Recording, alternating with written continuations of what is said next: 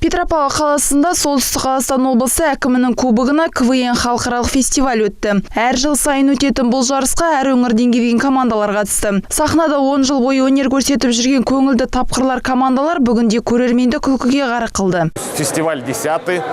Биыл халықаралық КВН фестиваліне 55 жыл толып отыр. Бүгінгі жарысқа көптеген қалалардан командалар қатысады. Фестиваль өте қызықты өтеді деген ойдамын. Көрермендер риза болады деген сенімдемін. Бүгінгі мерейтойлы сайысқа 10-нан астам командалар өз өнерлерін көрсетті. Олардың қатарында Қазақстан қалаларымен қатар шекаралас Ресей командалары да болды. Солардың қатарында Агрофаки, Көкшетау, КВН командалары бұндай фестивальге 4-ші жыл қатысып отыр. Биыл біздің Агрофаки есімді командамыз толық құрамда жиналғалы отыр.